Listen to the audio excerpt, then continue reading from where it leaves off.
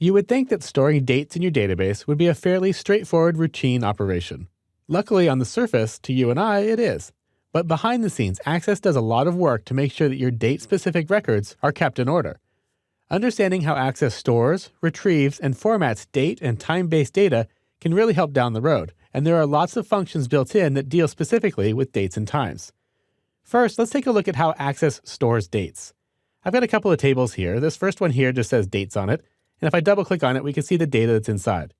Here we just have a random collection of dates, and they go back in time, all the way back into the 1700s.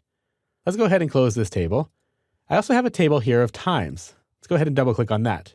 Here I have a listing of times, and most of these are to the hour, but if I scroll down, I also have some times that are down to the minute here. Now what I want to do is explore how Access is storing this information in our data tables. Let's go ahead and close the times table. Down below, I've got two queries here that are set up to modify the information that we have stored in the dates and the times table. If I right-click on the date serial table and go into Design View, we can see what we have. The first column is just going to display the date information that's straight out of the dates table. The second column here uses a function called cdbl or cdouble to modify our dates value. What this function is going to do is it's going to reveal how Access is actually storing our date-based data. Let's go ahead and run this query to see what happens. Here we can see our dates column, and here's the modified result of that function. Now we've gone ahead and sorted these dates from newest to oldest, so they go back in time. At the top is today's date. This is the date that I'm recording this movie. And we can see the way that Access is storing this information inside of its database. For instance, today's date gets the serial number 41,795. If we go back in time, we can see that these serial numbers are decreasing. In the 1960s, it was 22,000. In the 1940s, it was 17,000. Going back in time further, we get into the 19-teens, it's 4,000.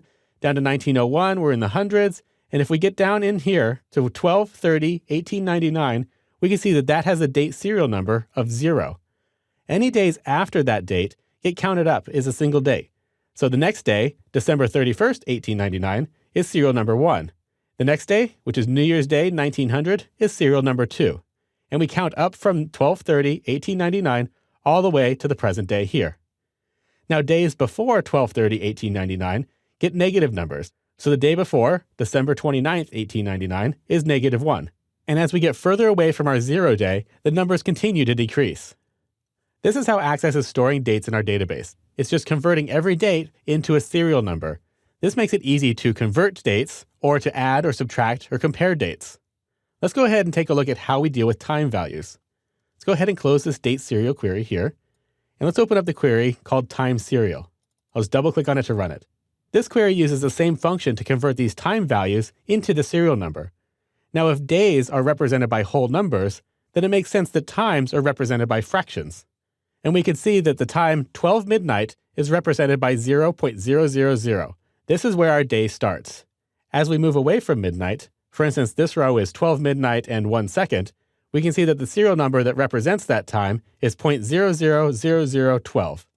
If we get to the halfway point in our day, that would be 12 noon. Here, we can see that we're halfway through the day, so that makes sense that it's 0.5. A quarter of the way through the day would be 6 a.m. That's represented by 0.25. 3/4 of the way through the day is 6 p.m., so 0.75. And 11:59 and 59 seconds is represented by 0.999988. So we're almost at midnight. Now, because Access stores dates as whole numbers and times as fractions of the number, we can sometimes get in a little bit of trouble if we try and compare values that store both a date and a time in the same field. Let me show you what I mean.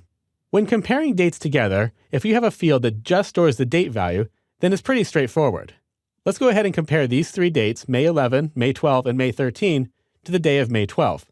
You can see that logically it makes sense that May 11 is before or less than May 12th, and May 12th is equal to May 12th, and May 13th is after or greater than May 12th. So that makes perfect sense. The problem comes in when we start mixing in time-based data into our date values. If we try and compare a field that's storing both a date and a time to a field that's just storing a date, logically it starts to get a little bit confusing. For instance, if we compare May 11th and 11:59 and 59 seconds to the date of May 12th, logically that makes sense that that day is before May 12th. If we compare May 12 at 12 a.m. on the dot, that is equal to the day of May 12. If we move 1 second past midnight, so May 12, 12 a.m. and 1 second, Access considers that to be after May 12th. So if we're comparing our date-based values, we need to make sure that we understand whether we're storing dates or dates and times together in a single field. So understanding the serial nature of how Access stores dates can clear up some evaluations down the road. And it's always a good idea to understand what's going on behind the scenes in order to make better sense of how we can work with that on the front end.